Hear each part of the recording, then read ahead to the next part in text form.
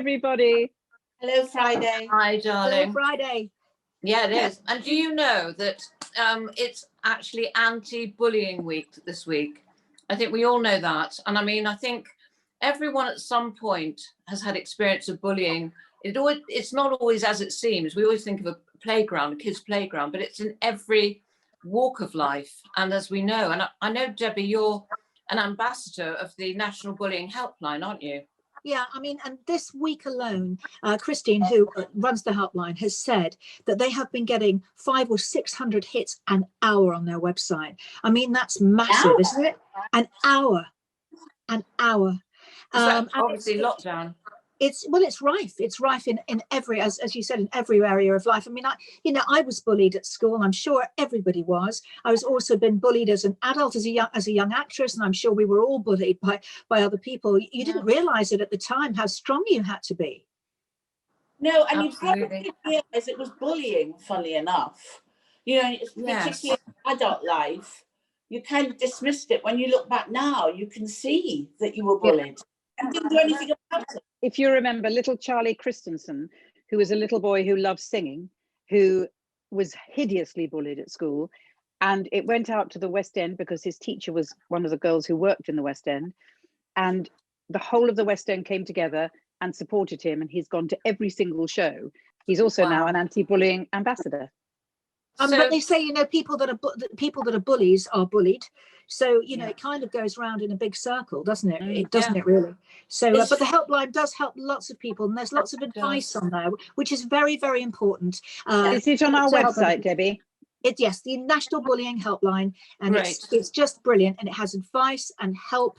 And don't worry, if you are feeling bullied, there is someone there to help. There always is someone, and there's a phone number as well on our website, and also in the show blurb as well. Yeah, and remember, bullies are actual cowards.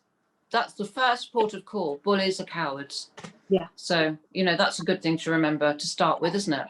I mean, Sherry, you see that every day with the duckies, don't you? Yes, the ducks are the worst bullies in the world. Yesterday, I was by the canal. Do you know, I mean, I can't be too explicit about this. Yes, you can, darling. Yes, you can. Go on. You can. Well, no, there were 3 boy ducks with 1 girlfriend. That's all I'm saying. Oh, no, you can't say that. Falling. They were bullying her. Then they all went off and went, "Oh, we don't need you." And she followed them. Yeah. What's that all about? Just says a lot about us women, doesn't Life, darling. Doesn't it just? Doesn't it just? I expect you. I'm sorry, Sherry, but I think you need to get some waders and wade in and stop this nonsense. Enough now. You're there. Take some action. It's disturbing me. It really is disturbing me. Yeah. Indeed. Who have we got? Absolutely. We've got somebody exciting coming in, haven't we? We certainly have. And this is something that actually I've been looking into for a long time. Insurance. And now we all need insurance. Now we all need insurance, but we can't always get the best insurance, can we? Because you look at different sort of aspects of it, or different choices or options, and you think, who do I go to? And it's so important because we all need it in different areas of our lives. Now we have discovered, haven't we, ladies, a really great provider. And it is apparently the Salvation Army's best kept secret, and it's called SAGIC. And we have got the managing director of SAGIC here today to tell us why we should go with the Salvation Army's best kept secret. Hi, Gordon. Welcome, Hello. Gordon. Good afternoon. Hi, Gordon. How are you today? I'm very well, thank you. How are you? Oh, good. Oh, very well, thank you. It's great to see you. And you've got lovely SAGIC behind you. And I'm really dying to hear all about it, Gordon. Tell us what SAGIC is all about.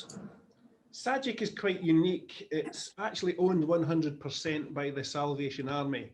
Everybody's heard of the Salvation Army. It's been going for 154 years now, 1865.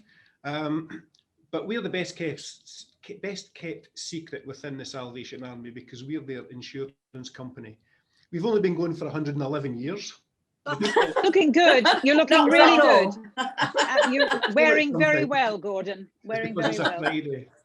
But yes, it's quite unique in that, you know, we're owned by a charity 100%, so that gives us our uniqueness in what we do. Of course. And tell me, what is the actual purpose of SAGIC? When the Salvation Army started at first, they weren't particularly liked. Their stance against alcohol and what have you. The movement at that time was not particularly favourable with publicans and what have you.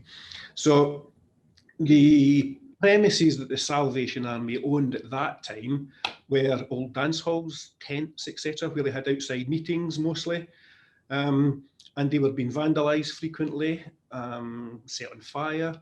So the Salvation Army, I would imagine back then, found getting insurance for their properties very difficult. So William Booth, who founded the Salvation Army, was a very clever businessman. That's one thing for sure. And he says, well, if I don't get the support from the City of London, I'll do it myself. And that's why SAGIC came about. So that's the history. What inspires you about SAGIC? Why should we be inspired by it? Tell us. I think the good thing about SAGIC is we're an ethical insurance company. We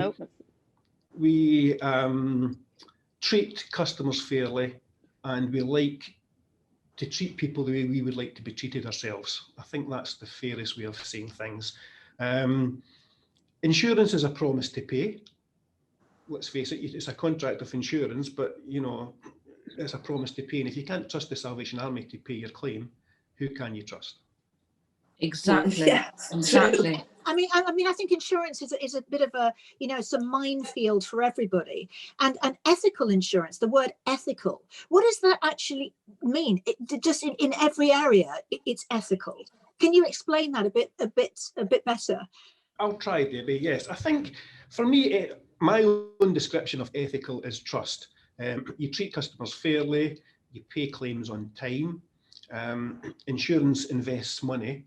They take the premium and invest money into the markets. But being the type of company we are, we will not invest any funds in alcohol, tobacco, or any company that damages the environment. So we know fine well we could get better returns if we put it into different, but that's not what we're about. And you help the homeless, don't you, with your charity, with the money that comes in as well? Is that right? Yes, the idea of SAGIC is to make a profit for the Salvation Army. And any profit that we do make, we can gift aid that back to the charity, or the funds will be kept within SAGIC to help those marginalised in our society. That's brilliant. So basically, if we take out insurance with you, we're helping everybody. Yes, you have to take insurance out. I can't stand here and make insurance exciting, because it's not. If you've got a mortgage to pay, only you can make it exciting, Gordon. Only you. I can try. If you've got a mortgage on a property, and part of that contract is that you have to insure that house. So what I'm actually saying is, insure it with us. By law, we have to do it. We'll pay your claims on time. We are as ethical as we can be. We don't have any interest payments over the month. You don't pay to cancel anything. If you've got a birthday and your boyfriend or partner, whatever, gives you an expensive ring or something, you phone up SAGIC. Why should you have to pay an administration fee just to get that added onto your policy that you... Can I ask, do you provide the boyfriend with the ring, expensive ring as well? Because I don't think any of us have one right now. So if you could, that would be lovely. And then we can insure the rings with you. Shrek does insurance. Come on. My friends are all going to look at you. That comes to my question, Gordon. So why is SAGIC so special? I mean, why would I come to you rather than any other insurance company? I think it's the whole background that comes with us. Yes, you are taking out insurance, but also that profit is actually a donation that goes back to the Salvation Army. So if you don't make a claim, Sherry, then you know that money that you've paid for your premium goes back towards a charity. So you're helping everyone. Yeah, I mean that would interest me a lot. Everything you've just said to all the other girls, it sounds much better than any other insurance that I've been offered anyway. So it really interests me that the money goes towards the homeless, that you're very ethical. I mean, it sounds It sounds too good to be true, Gordon. That's the problem. I can assure you, Sherry, it is not too good to be true. We've been doing it 111 years. Also, we don't market ourselves. We don't. The last 9 years that I've been here, we've grown every single year through word of mouth. We don't use aggregate sites and things like that because that's not what we're about. We like to partner with like-minded people, like yourselves. Well, some of you. Thank you. And where can we find SAGIC? You can find us on the website, sagic.co.uk, or you can link through to Wonderbirds because we're on your page as well. Yeah. Yes, you are. Did you say Wonderbirds or Wonder? Is that a Scottish version of Wonderbirds? We do all have wind, though. It is true. We do all have wind, and we do Definitely Scottish, baby. Wonderbirds. Wonderbird. Wonderbird. Wonderbird. Thank you. Thank you so much. Bye, Gordon. Goodbye. Thank you, Gordon. Thank you. Bye. Thank you. Right. Looking forward to our boyfriends, girls. That's I'm off to SAGIC now, actually. I mean, with insurers, I always, because you go onto all these comparison sites, and even then, there's just been something in the press about that. I don't know if you've seen it. Yes. That even the comparison sites are not legit. So what on earth is going on? So I'm off to SAGIC. I love that. Well, I love the fact. I think so, especially as it's Salvation Army. You know their sound, don't you? That's the one thing you do know about the Salvation Army. So. I remember them as a little girl. You just would pass on the street corners. They'd be there with the band playing away. It was so amazing. So lovely. So lovely. Well, we've got someone very special coming into the nest now. A lovely friend of mine called Karen Bryson. She actually got an MBE for her contribution to drama and is a wonderful person, wonderful actress, works with a lot of charities, and she's coming in now to tell us all about what she's been doing. Hi, Karen. Hello. Hi, Karen. How are you, darling? I'm good. How are you? Yeah, I'm really, really good. Darling, what have you been up to? You've been so busy, but I mean, how have you coped with lockdown? And because I haven't seen you for so long, what have you been doing? Of course. So Lockdown Part 1, I actually wrote a feature-length screenplay, or at least I finished it. As you do. Which was good to kind of take my mind off the craziness that's happening globally. This lockdown, I think we're all dealing with it a little bit better, having known what the first one entailed in terms of keeping busy, one's mental health, etc. So this one, I've actually been being able to continue shooting something. So it's all good. Fantastic. That's amazing. That's amazing. I want to take you back, darling, if I may, in time. Where did this amazing acting talent, how did it start? Was it a play at school, something you did in your own home? What was the acting bug? When did it arrive? Okay, so firstly, I was a very shy child, and I used acting as a way of my sort of expression because I was a bit of a loner. So from quite an early age, I wasn't an all singing, all dancing kind of child. I was the sort of child who'd make plays up in front of my teddy bears and whatnot. Then at sort of 13, I started an extracurriculum class, and the bug started there, and it started with poetry primarily. So I started doing festivals at 13, 14, 15 around the country, doing a bit of prose and poetry. It just took me in a world outside my environment, which and then you went to LAMDA, didn't you? Yes, I later went to LAMDA, which was extraordinary. It was a really good place to kind of, feel out the business, learn technique. Amazing. And then what was your first job, darling? What happened then? So my first job was actually understudying Juliet, a wonderful actress called Gisette Bushell-Mingo. And it was right. I know Gisette. She was in my drama school. Yeah. She was year 3 when I was year 1. She's brilliant. Isn't she? And Romeo was Damian Lewis. Oh, I know. Amazing. I didn't go on. I didn't go on. Oh no! I've got to tell you a little secret. When I was at the National at 24, I understudied 3 different people in Leeds. All of them went off.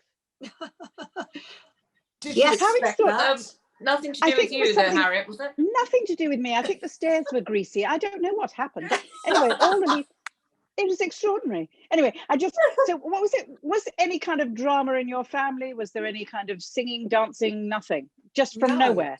No, it was just something that I knew I had to do. And the thing about it is, now we're looking at body positivity and all sorts of shapes. But back then, people kept saying, I was overweight, I was a plump child. People kept saying, forget it. It's not going to happen for you. Oh. Yeah. And yet, nothing deterred you. And you're gorgeous. Yeah, and that's the whole point. And So, it has shifted. Karen, I want to ask you about your film, Black Narcissus, because it's one of my favourite films of all time with Deborah Carr. And I know that you've been making it. Tell me about it, because I think it's the most amazing story. It really is. This is a 3-part, and it's a co-production between FX in the US and the BBC. It stars Gemma Arterton, who's playing the Deborah Carr part. Yeah. And it's an extraordinary story. And we were lucky enough to film part of it in Nepal, because of course the original was filmed solely in Pinewood with the sort of coloured in background, which was extraordinary for its time. Yes. Yeah. Yes. It felt like a very special project. One of the producers, Andrew McDonald of DNA, his grandfather is Emmerich Pressburger, who was the original. Yes. Wow. So it felt special.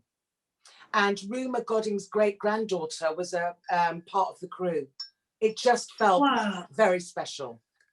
It's an amazing story, isn't it? Yes. 5 nuns traveling, and the way this is shot, you really get to see the determination of these nuns doing what they're doing for the love of their religion, for the love of God. I mean, they travel from Darjeeling all the way to the Himalayas, and some of the amazing shots and landscapes, all they've got is a horse, a rolling thing to sleep on.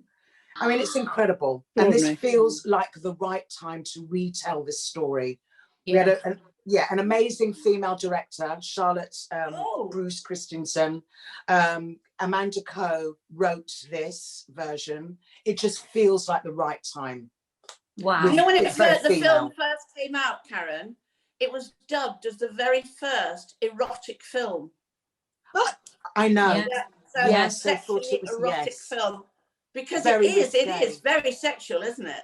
Well, I mean, now we're kind not now, but you know what I mean. Yeah, but that, absolutely. Also, people found it quite spooky. Yeah. Every time I sort of spoke to people and I said, you know, I'm doing Black Narcissus, they remembered the film and how it made them feel. And I think there's a nod to that, even though we've got scary things left, right, and centre. I think there's a feeling of creepy.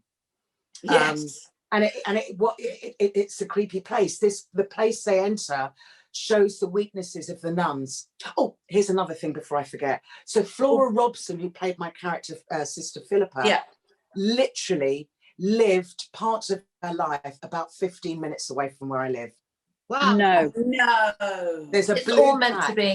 Wow. That is spooky. So it is coming out. So it's coming out around Christmas time, isn't it? That's this country. Correct. So yes, so US on Monday the 23rd, and for us on the BBC at Christmas. I don't have a TX date yet, but I'm sure we'll all find out in due course exactly. Now, Karen, as it's anti-bullying week, I wanted to talk to you about your connections with women's charities, especially what's it called? Solace Women's Aid. Yes, can you tell us about that? Yeah, they're an incredible charity, and I got involved about 3 years ago. In fact, I've done their last 2 Christmas campaigns, the voiceover for their last 2 Christmas campaigns, and also this year's. The work they're doing is absolutely incredible. And right about now, during this pandemic and this lockdown, it's vital. There are women who are trapped, who are escaping horrific abuse. I don't want to get heavy, but we've seen the amount of mortalities coming out of in the UK, coming out of lockdown. This is terrible, because I know Jerry has had an experience herself, haven't you, darling? Yeah, I not my ex-husband. Before my ex-husband, I was in a very abusive relationship, and I had to run away, well, several times, and find, a safe house. And I know now because then I could get away and I had people that could get me away. But now it must be so much more important, because these people, you know, I mean, they are locked in these houses, you know, particularly with proper lockdown. They can't find any way out of this, and we need solace more than ever. And there's amazing, what's incredible is they're now thinking of techniques where women can phone surreptitiously. I think they were talking at one point during the first lockdown of having a safe word in supermarkets, you know, being able to, that's really clever. It's so important, isn't it? So important. Really is. And what's amazing so is massively now. Yes, they're also providing not only safe houses, but one of the things we don't think about is when women are running away with their children, they're running away more often than not with nothing. So last year's campaign was about having just donating £10 for toiletries, the simple things. So once they've run, they've got a little package. It's all those little things. I have to tell you, in my time, obviously, you know, when one of the times I ran, I was in a t-shirt and jammy bottoms and my slippers, and I just hid in a bus shelter. Oh my gosh. And nobody came near me, obviously, because they thought I was insane or drunk or whatever. But you know, we didn't have mobile phones, and we certainly didn't have, so I'm so thrilled that things have moved on now. Yes. Yeah. And thank you, we're Karen. talking about it. It's no longer a taboo. We're very aware that this is happening. I mean, Solace did a campaign where I shot something in lockdown of women's stories, and there were 3 of us. It's just won an award, actually, that particular campaign. But it was about staying safe while you have to be at home, staying safe in lockdown or escaping. Well, I think you're so inspiring, and thank you so much for being on our show, and you've been wonderful. We can't wait to see Black Narcissus over Christmas. It's going to be amazing. Oh, darling, it's so lovely to see you, and we'll see you very soon. Will you come back and talk to us soon? Absolutely. Thank you for having me, ladies. Thanks, darling. Love you. Thank you. Bye, darling. Bye. Bye. Oh, what an that was amazing lady. absolutely extraordinary. The diversity of her and what she's done and what she continues to do to write something in lockdown. Yes, I know. It's Incredible. Debbie's gone. Oh, darling, I've got hat envy now. You know I love hats. Oh, big It's not a hat, envy. It's not a hat, darling. What is it? It is a tea cozy. Is it our lovely Ulster weavers, darling? Oh yes, It is. I love tea cozies from my little teapot. It's so lovely, but it also is a great hat, and I think I might be wearing this over Christmas. Yes, it's a walking hat, Debbie. It suits you, darling. Can I show you my apron, please? Oh, Yes, it's please. very pretty, Harriet. That is lovely. Because you love all the Christmassy things, don't you, Harriet? Yeah, I love a festive occasion. Darling, look, oven gloves. We are cooking a little bit, aren't we, over Christmas? Yes. Well, Not I am. Debbie. Anyway. Somebody is. I'm not. I have to say, Ulster Weavers, the website is amazing. And, you know, they've been going for a long time as well. Not quite as long as the Salvation Army, but almost.